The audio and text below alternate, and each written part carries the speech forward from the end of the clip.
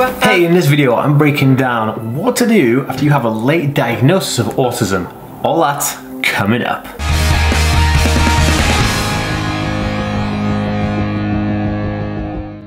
Hey guys, welcome back to the Aspie world. My name is Dan. I have autism, ADHD, OCD and dyslexia, and I make weekly videos about this type of content. So if you're new around here, you stumbled across this video and you want to learn more, consider hitting that subscribe button by clicking the notification bell so you know when I upload videos. Also, if you're watching on Facebook, be sure to hit that like and follow button to see daily videos on this channel. In this video, I'm breaking down 3 of the most effective things to do after you have an autism diagnosis later on in life that probably no one's ever spoken to you about. Okay guys, it's been a hot minute. Oh, it's good to see everybody back here watching one of my videos again. You guys are amazing, and I have a lot of questions about this hat. I actually made this hat myself, but this is a trial version of some merch I've got coming out. So if you want to keep in touch with me about this, go over to my Instagram and Twitter and hit me up. Give me a follow on Instagram and Twitter and you'll know exactly when these hats become available. And also, I do videos on Instagram and Twitter, so yeah, make sure you do that. Okay guys, I would like to know, are you a person who had a late diagnosis of autism, or are you looking for somebody else? Please pop it in a comment down below. I read and respond to every single comment, so please do that right now. Also, if this video can help somebody, why don't you tag them in the comment section of wherever you're watching this video, if it's on Facebook or YouTube or whatever, because that would really help me reach them and maybe we can help them out as well. Okay, so I was diagnosed with autism later on in life. And I mean later on in life, not like the latest, I mean I'm not in my 70s or 80s, but I mean like when I was a kid, I had some, diagnosis and issues of things that were, issues in my life. My parents took me to different doctors and stuff, but they couldn't really diagnose me back then because the experts and the expertise needed to diagnose somebody on the autism spectrum back in like the late 80s, early 90s was kind of, well, just non-existent where I lived in Wales. And so because of that, they were able to not do it. So I just had to go through school and all those things and kind of like struggle a bit. But when I got to my 20s, eventually I went to down the process and got to the right doctors, and I got a diagnosis of Asperger's syndrome and ADHD and OCD, kind of like a comorbid. Now, and comorbid means like, together, co-occurring all together at once. And so that was kind of like an eye-opener for me. And I remember thinking, as soon as I got my diagnosis, I was like, oh my goodness, what do I do now? Where do I go from here? What do I do? I don't know anything about autism. I mean, the closest I've got to knowing anything about autism was watching Rain Man with Tom Cruise, and I was like, well, that's not even autism, that's savant syndrome. So I was completely in the dark about it, and then I didn't know how to, what do I do socially? Do I walk around with like a badge saying, hey, like I have an autism spectrum condition, or I've just been diagnosed with autism, or do I phone my friends up and tell them, like, what do you do? It was very difficult, and it's like, so the first thing I did when I got home is I went and I told everyone in my house, my parents, because I was living at home with my parents at the time, and then I told my brother, and my brother said, yeah, that's obvious. And he was like, he said that I reminded him of Sheldon Cooper from The Big Bang Theory, which is funny because I was doing a degree in chemistry at the time.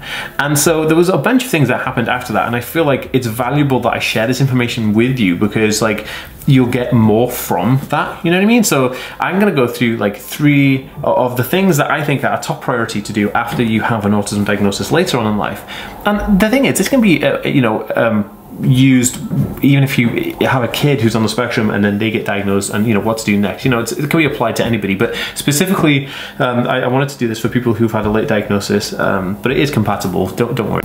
All right, let's get on. Okay, so number 1 is outreach. Now you're thinking, Dan, what on earth does outreach mean? Basically, there are different places all over the world that will have autism support groups, autism kind of charities, autism social gatherings, social clubs, events, talks, lectures, group meetings. There's a bunch of things that are happening, and what you need to do is reach out to these immediately. I didn't reach out to these immediately, and I wish I did, because when I did eventually reach out to them, and then I went to meetings and stuff like that, and I went to like lectures and things, it was just amazing. You pay like a couple of dollars or a couple of pounds to attend the meetings, and then you kind of get to enjoy other activities. Now the beauty of this is that it opens you up to support in your local areas that you would never have even thought about before, and the support is almost like you feel a relationship with those people because they have the similar traits and similar conditions to you, so you can kind of like, you understand each other way more, and then you feel less alone, less isolated. That was like one of the first things when I got diagnosed. I felt isolated. I felt like, oh, I'm doing this alone. alone, nobody's gonna get me. You know what I mean? It's kind of like an unusual feeling, because you feel like, that's it, you know, is it just me doing this all on my own? So I kind of reached out and I joined an Asperger's social club group people, and it was amazing. It was probably one of the best things ever. And we went to different meetings all over, you know, by local area. I went to different talks. We saw people from, like, just amazing people talking, and it was so good, right? So I'd highly recommend doing that for a few things. Just go to Google, type in like local autism or Asperger's support groups, and then type in like local support groups for mental health and autism, and you'll find a list of different things, right? Especially on Facebook. Facebook's probably one of the best ones to go to. I would highly recommend going to Facebook, typing this in, and seeing what happens. Okay, so number 2, therapy.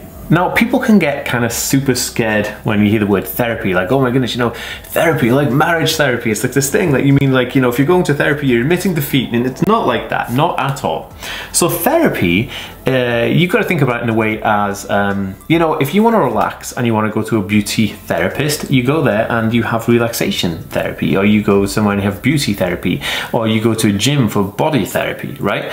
Therapy isn't a bad thing. It's just the way that people look at it in terms of like mental health and neurological conditions. They feel it's like a scary thing, but it's not. First thing I would have done back then, which I did eventually do, is I would look for therapists in my local community, on my local health board. I'd contact my health board and ask them if I can have access or referrals to therapists to help me, because regardless of when you were diagnosed, you will always have had issues and other, you know, ups and downs in your life that, you know, you'll need help and support with, and a therapist can help you with that. So therapy from autism, you can have psychological intervention, you can have like counseling. There's also kind of behavioral therapies. Some people are on the fence about it, some people don't like it, some people do like it. It's all down to personal preference, and of course which type of therapy that you want to kind of use. But there are a bunch of different ones out there. I did actually do a video on autism therapies, and I will leave a link for that in the card above here, and I'll try and link it in the description below so you can see that, and I'll put it also on the end card so that you don't miss it. But in terms of autism therapies, there are a bunch of different ones around, and I'll you know, leave that video to explain it, because I did a video all about those therapies. But I think that by hitting the ground running, you know, looking for support, looking for therapy, looking for camaraderie from like groups and stuff like that, you are becoming like, it's a problem shared, a problem halved, basically. And that's the kind of whole idea and the consensus with this kind of information that I'm giving you right now, is because you don't want to feel alone, you don't feel isolated, and you don't feel like you're the only person going through any of this stuff, and that it's hopeless, because it's not the case, not the case at all. I'm here, I got you, yeah. Okay, so number 3 is be open. Like, Dan, what are you talking about? How can I, what do you mean? Be open? What does that mean? I'm saying to be open and honest with friends and family.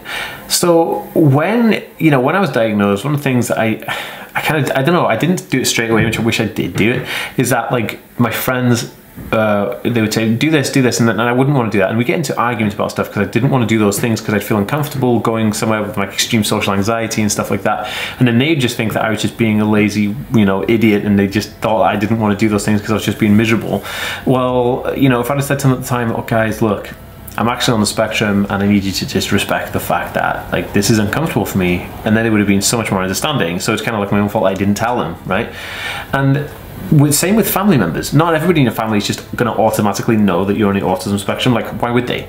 You know what I mean? You have to go out there and tell them. So I would just make it a priority to tell the people that are closest to you that you have this diagnosis, and then kind of mention it when you see everyone else in passing, like, oh yeah, hey, by the way, I got a diagnosis of blah blah blah. And you know, so because someone who's on the spectrum will obviously be a certain characteristic of behavior, and their family members will see that, and then they'll understand that. They'll be like, oh, there's Dan, you know, he's an interesting guy, he does all this stuff, and you know, he's got his quirks and whatever. But when you say like, oh, I've got autism, they go, oh, okay, that makes sense. You know what I mean? So it's kind of like they don't expect you to be kind of like to phone up straight away, be like, hello, I have a diagnosis. But if it's in passing, like, oh yeah, look, well, you know, my quirks, well, it turns out I'm on the autism spectrum, blah blah blah, and then they'll probably have way more respect for you being completely open and honest and approachable. Imagine it, you know, if they want to ask questions about it, if they want to ask how to help accommodate you, how to best support you. So say you're going to stay in your, you know, your friend's house or your family member's house, and they don't live near you, and you go somewhere, they could then ask you, hey, how do I best accommodate you? So so I went to stay in my cousin's house in Portsmouth. That's my family's from Portsmouth, but I live in Wales, and so we went to Portsmouth and I stayed with them. And you know, one of the things they said, oh, what do you want to eat? You know, we'll get anything. And then I said the stuff I wanted to eat, and then they made a good thing about it. They all went out and they bought loads of the stuff that I like to eat, and then we all had like big dinner as a family with the stuff that I like to eat. And I kind of felt that was super awesome, and it was so nice of them to do that. You know, they didn't have to, but they did. And that was super, super awesome. Guys, if you think that these 3 tips can help somebody who's just been diagnosed or somebody who's about to be diagnosed, please share this on their Facebook page, because that would be amazing. And also you can tweet this out at somebody, because it'd be amazing. Or you can just tag them in the post below this if you're watching on Instagram.